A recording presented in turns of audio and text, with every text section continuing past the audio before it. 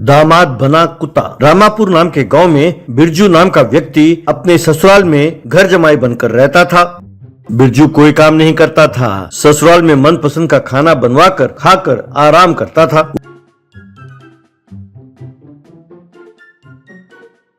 उसके सास ससुर उसे खूब गाली देते थे, लेकिन इस पर उसका कोई असर नहीं होता था। उसका साला नागू एक छोटी सी नौकरी करते हुए अपने परिवार चलाता था। उसने अपने जीजाजी से कई बार कहा कि कोई काम कर ले, लेकिन इसके कानों में जू तक नहीं रेंगते थे। इसलिए बेचारे नागू पर ही घर का सारा बोझ था। एक दिन बिरजू सोफे पर बैठकर अपने पैरों को टेबल के ऊपर पसारकर आराम से टीवी देख रहा था। वो अपनी पत्नी राधा से, राधा, आज मुझे मटन बिरयानी खाने का जी कर रहा है। तुम अपने भाई से कहो ना कि नौकरी करते आते आते वो जरा मटन ले आए। तब बिरजू की पत्नी राधा, हाँ, तुम्हें बिल्कुल शर्म नहीं है जी। कोई यूँ अपने ससुराल में घर जमाई बनकर नहीं बैठता। अरे घर जमाई बनकर रह रहे हो ठीक है, पर कम से कम कोई नौकरी तो कर लो। ये बहुत बुरी बात है कि तुम मेरे भाई की कमाई पर गुजारा कर रहे हो। इतने दिन ससुराल में रहना ही बहुत गलत बात है। ऊपर से मुझे मटन चाहिए, चिकन चाहिए, यूँ हर बार कहना बिल्कुल ठीक नहीं है। तब बिरजू, अरे भगवान, तुम जानते हो ना कि मैं रिश्वत लेते हुए पकड़ा गया था और मुझे नौकरी से निकाल दिया गया था। अब सरकारी नौकरी से आरामदायक नौकरी और कौन सी होती है, हाँ? जब तक मुझे दोबारा कोई सरकारी नौकरी नहीं मिल जाती, मैं बस ऐसे ही पड़ा रहूंगा। तब राधा, हाँ, तुम्हें नौकरी मिलेगी कब? तुम नौकरी में जाओगे कब? हम अपने घर लौटेंगे कब? तभी नागू घर के अंदर मटन के साथ आया। तभी राधा, अरे भैया, तुमने हमारी बातें सुन ली? तब नागू, नहीं दीदी, जीजा जी ने मैसेज किया था कि आते आते मटन ले आऊं, इसीलिए मैं लाया हूँ। तब राधा गुस्से से अपने पति की ओर देखने लगी।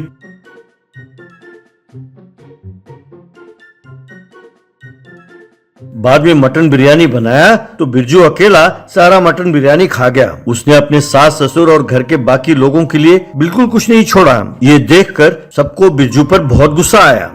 एक दिन राधा बिरजू से, क्यों जी, बच्चों के लिए स्कूल के फीस भरना है, पैसे दीजिए। तब बिरजू, अरे भगवान, मैं कौन सा नौकरी करता हूँ जो मैं तुम्हें पैसे दूंगा? तुम अपने भाई से क्यों नहीं मांग लेते? तब राधा, अरे वो कहाँ से देगा? वो छोटी सी नौकरी करता है, उन पैसों से वो सिर्फ घर चला सकता है, आपके बच्चों की फीस नहीं भर सकता। ये सब उससे नहीं होगा। और मेरे माँ बाप उसके जल्द से जल्द शादी करना चाहते हैं। वो हमारे लिए जिंदगी भर कुंवारा तो नहीं रह सकता, क्यों?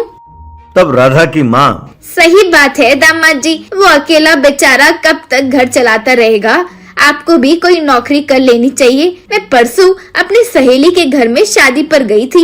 उसने मुझे पूछा, क्यों री, क्या तुम्हारा दामाद अब तक घर में बैठा खाना खा रहा है मुफ्त का? मैं तो वही शर्म से पानी पानी हो गई। तब बिरजू, अरे माँ जी, क्या आपने ये कहावत नहीं सुनी कि कुत्ते तो भौंकते रहते हैं? अरे लोग तो कुछ ना कुछ कहते रहेंगे, हमें ये सब बातें सुनी अनसुनी कर देनी चाहिए। तब उसकी सास, हाँ बेटा, सब तुम्हारी तरह बेशरम होकर तो जी नहीं सकते। यूं गुस्से में कहकर वहाँ से चली गई। लेकिन बिरजू पर इसका कोई असर नहीं हुआ। नागू बहुत दुखी होने लगा। एक दिन फिर बिरजू को मटन खाने का जी कर रहा था, लेकिन उसने सोचा अगर घर वालों को कहेगा तो उसे गाली पड़ेगी। इसीलिए वो जंगल में जाकर बकरी चुरा कर लाना चाहता था। इस तरह वो जंगल में गया।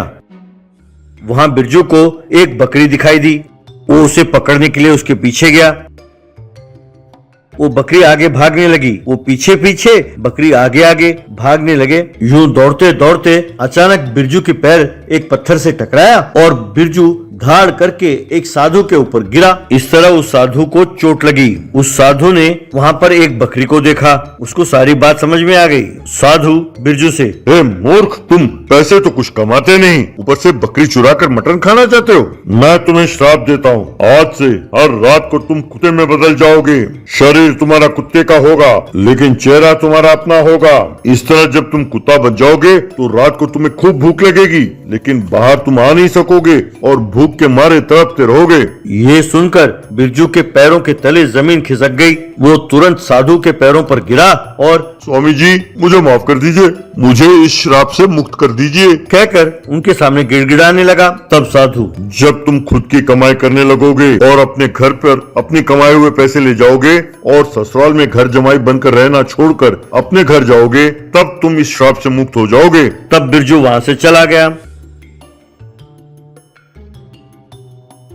उस दिन रात को बिरजू कुत्ते में बदल गया। उसे जोरों की भूख लगने लगी। वो धीरे धीरे चुपके से रसोई में गया। वहाँ पड़े चिकन और मटन खाने लगा।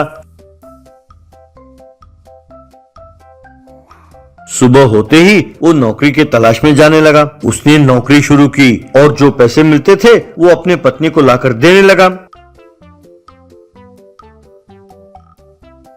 लेकिन रात होते ही वो कुत्ते में बदल जाता और रसोई में पड़े खाने को खाने लगता।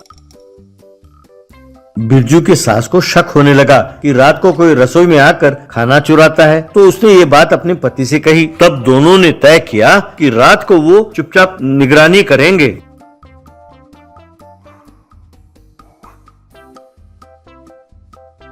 रात हुई, रसोई के अंदर से कोई आवाज सुनाई देने लगी। दोनों सास ससुर चुपके से रसोई में गए। वहां उन्होंने देखा कि कुत्ते के तन और इंसान का सर लेकर बिरजू वहां पर रसोई में चोरी चोरी खाना खा रहा था। ये देखकर दोनों हैरान रह गए। तब बिरजू ने जो कुछ हुआ सब उन्हें बताया और डरने की कोई बात नहीं ऐसा कहा। तभी उसकी पत्नी राधा और साला नागू वहां पहुंचे। उन्हें देखकर बिरजू रोने लगा। बस तब वो इंसान के रूप में बदल गया। वो समझ गया कि वो श्राप से अब मुक्त हो गया है। राधा ये देखकर बहुत खुश हुई।